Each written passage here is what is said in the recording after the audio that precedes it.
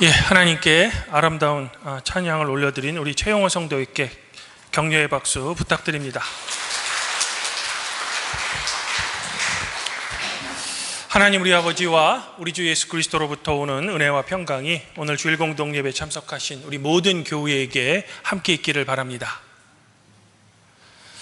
저는 개인적으로 박물관 가는 것을 좋아합니다. 박물관에 가면 이제 역사의 옛 유물들을 많이 볼 수 있기 때문이죠. 해서 국립중앙박물관에 특별 전시전이 있으면요, 좀 찾아서 가는 편입니다. 근데 몇 년 전 국립중앙박물관에 갔는데요, 이 전시 형태가 좀 바뀌었더라고요. 예전에는 많은 유물을 한 공간 안에 전시했는데요, 그때 가보니까 어떤 큰 방에 반가사유상 딱 2점이 전시되어 있더라고요. 그 순간 박물관에 그 많던 유물이 어디로 갔나 잠시 생각하기도 했습니다. 그러던 중 우연히 한 기사를 읽었는데요, 이 국립중앙박물관이 관람객 수로는 아시아에서는 1위, 세계에서는 6위라고 하더라고요. 그리고 그 이유를 이 선택과 집중을 위한 전시 형태 때문이다 라고 전문가들은 평가하더라고요. 이를 설명하면 이렇습니다. 과거에는 여러 유물들을 이 한 공간 안에 전시했습니다. 그래서 관람객이 가면 그 방 안에 전시된 유물들을 다 한 번에 볼 수 있죠. 그런데요, 이제는 단 한 점의 유물이라도 관람객의 마음을 새길 수 있는 단독 전시 형태로 탈바꿈한 겁니다. 구체적인 예를 하나 들겠습니다. 1936년 손기정 선생이 베를린 올림픽 마라톤에서 우승하면서 부상으로 받았던 이 그리스 청동투구가 예전에는 다른 유물들과 함께 어떤 방에 같이 전시되어 있었습니다. 그러나 이제부터는 43평의 아주 큰 독립공간에 단독으로 전시되어 있습니다. 또한 단독 조명이 이 유물들을 비추고 있죠. 그러니 당연히 이 방에 들어가면 이 투구만 볼 수 있는 겁니다. 그래서인지요, 예전에는 박물관에 다녀오면 많은 것을 보긴 보았는데 이 머릿속에 기억나는 것이 별로 없더라고요. 마치 비유하면 맛있는 뷔페에 가면 맛있는 음식을 많이 먹었는데 도대체 무엇을 먹었는지 기억이 안 나는 것처럼 말입니다. 하지만 유물 하나라도 고요하고 깊고 오랫동안 집중해서 보니까 다른 것은 몰라도 그 전시물만큼은 제 기억 속에 또렷이 남더라고요. 물론 한 번 방문해 몇 점밖에 보지 못하기 때문에 박물관에 자주 가야 하는 불편함은 있습니다. 그럼에도 고요한 공간 속에서 한 유물만을 집중해서 볼 수 있는 그때의 경험은 저에게는 퍽 인상적이었던 것 같습니다. 사랑하는 성도 여러분, 우리 기독교는 말씀의 종교입니다. 하나님께서 말씀으로 세상을 창조하셨습니다. 이렇듯 하나님께서는 말씀의 하나님이시죠. 특별히 기독교가 말씀의 종교라는 것은 창조주 하나님과 피조물인 우리 인간이 서로 대화하고 소통하는 인격적인 관계에 기반을 두었다는 겁니다. 그런데요, 말씀의 하나님은 때로는 침묵하시기도 하십니다. 대표적인 하나님의 침묵이 십자가에서 예수 그리스도가 우리의 죄를 대속하기 위해 돌아가실 때이죠. 얼마나 하나님께서 침묵하셨는지, 너무나도 외로웠던 예수님께서는 십자가 위에서 엘리 엘리 라마 사박다니, 곧 나의 하나님, 나의 하나님, 어찌하여 저를 버리셨습니까?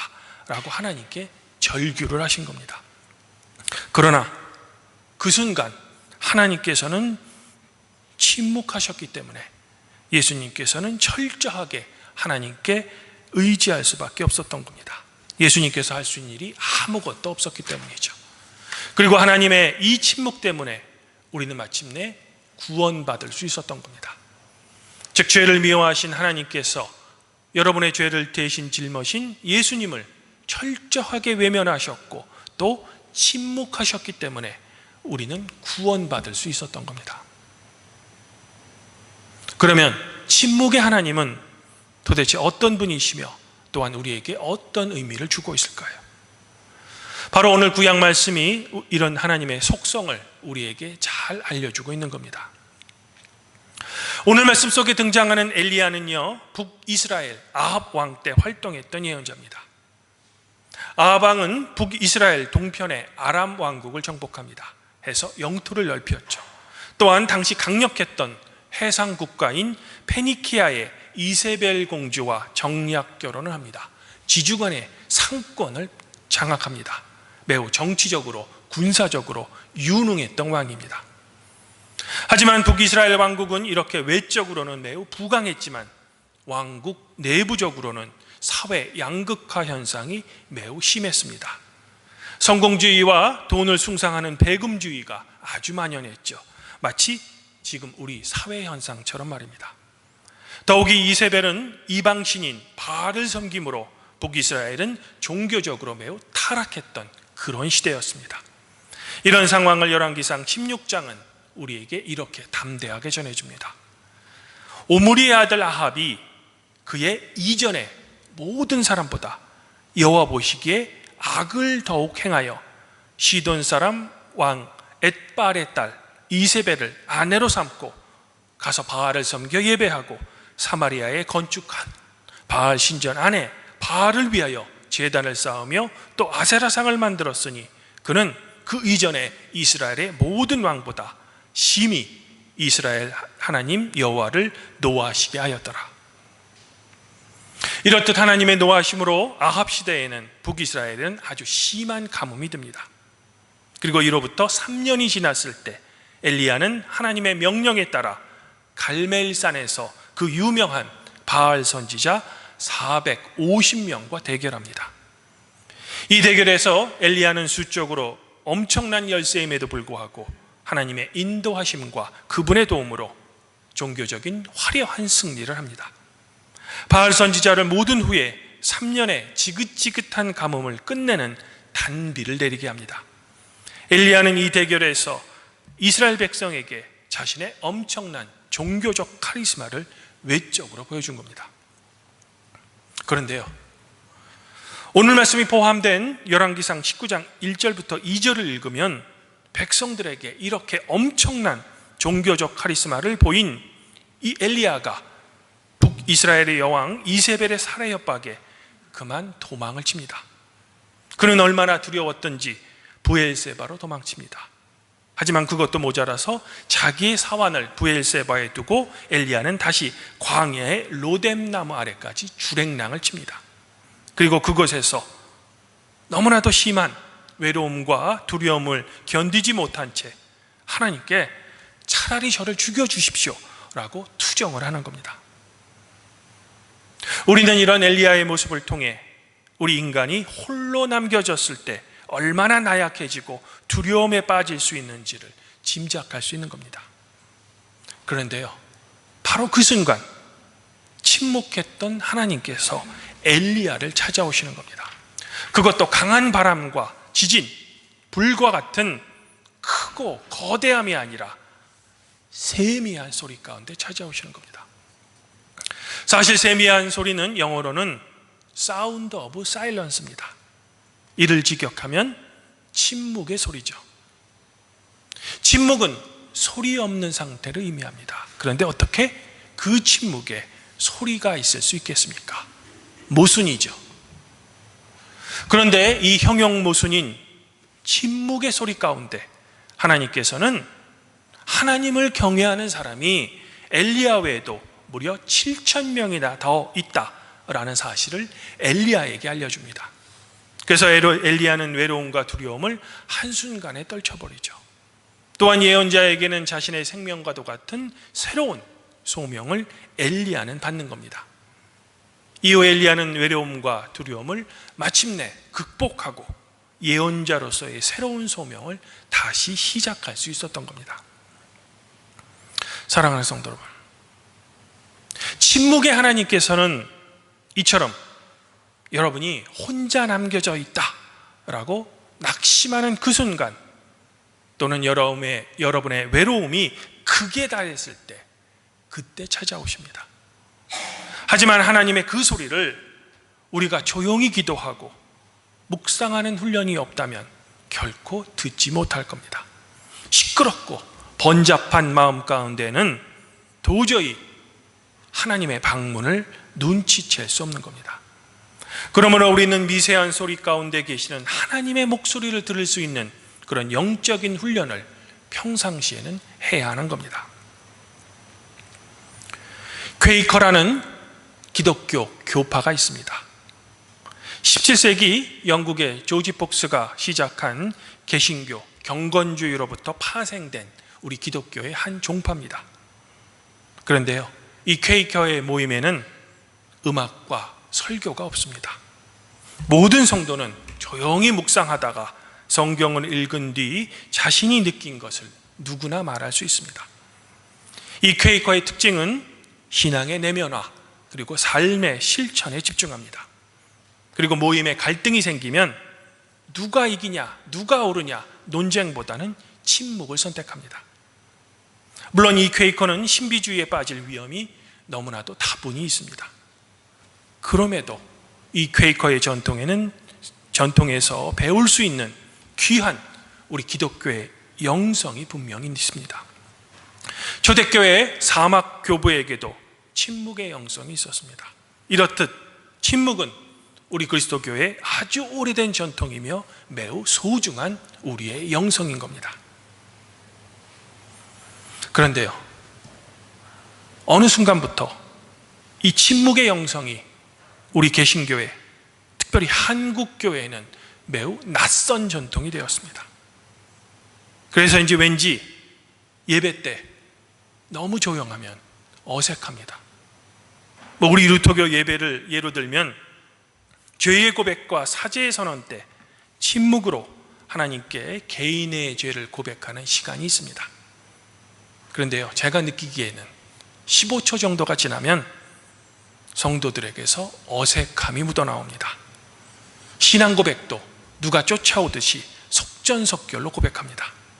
왜? 예배 때의 침묵과 조용함이 너무나도 어색하기 때문이죠.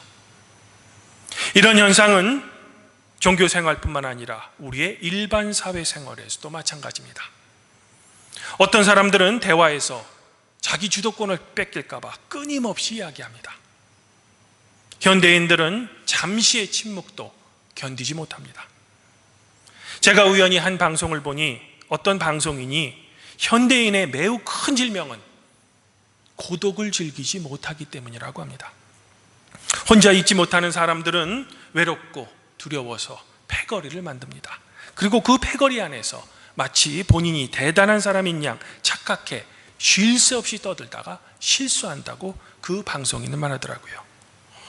반면 존경하는 함석헌 선생님께서는 혼자 있을 때 강한 사람이 제일 강한 사람이다 라고 말씀하신 적이 있습니다. 최근 제가 어느 교회 신문의 이사장 취임식에 참석한 적이 있습니다. 교계 어른들이 여러 분 축하의 말씀을 해주셨는데 어떤 한 분의 축사가 저에게는 매우 인상적이었습니다. 기독교 미술을 전공했던 그분은 초기 기독교의 카타콤에 가면 그림 3개가 있다고 합니다. 당연히 그림은 말이 없죠. 그런데요, 이 그림이 전하는 기독교의 교리와 울림은 2000년이 지난 지금도 여전히 강하다는 겁니다. 해서 신문사가 당연히 기사를 내야 하겠지만 말을 좀 줄였으면 좋겠다라고 축사하시더라고요. 현대사회는 정보가 넘칩니다. 그러나 역설적이게도 가짜 뉴스가 많죠. 정보의 홍수 속에 제대로 된 진실을 우리가 파악하기 위해서는 우리에게는 잠시 멈춤 그리고 깊은 관찰이 필요합니다. 침묵도 필요하죠. 선택과 집중도 필요합니다. 물론 우리가 목소리를 내야 할 때는 품위 있게 말해야 하는 겁니다. 주님 안에서 한 형제자매인 발박교회 성도로, 우리 인간의 삶은 너무 복잡하고 너무 다양해서 우리의 이성과 지성으로는 도무지 이해할 수 없는 그런 부분이 너무나도 많습니다. 예를 들면 아무 죄도 없는 내가 왜 이렇게 아픈지 모르겠습니다. 또한 나쁜 사람들은 잘 사는데 착한 사람들은 왜 이렇게 고통받는지 모르겠습니다. 그래서 우리는 하나님으로부터 이에 대해 우리가 이해할 수 있는, 이해될 수 있는 답변을 듣기를 원하죠. 마치 성경의 욥처럼 말입니다. 그런데요, 우리가 하나님으로부터 이 이유를 듣기 위해서는 우리가 먼저 침묵해야 합니다. 그래야 하나님의 소리를 제대로 들을 수 있죠. 하지만 우리는 쉴 틈 없이 내가 억울하다, 내가 억울하다 라고 하나님께 부르짖기만 합니다. 그러니 하나님이 하나님의 소리를 어찌 우리가 들을 수 있겠습니까?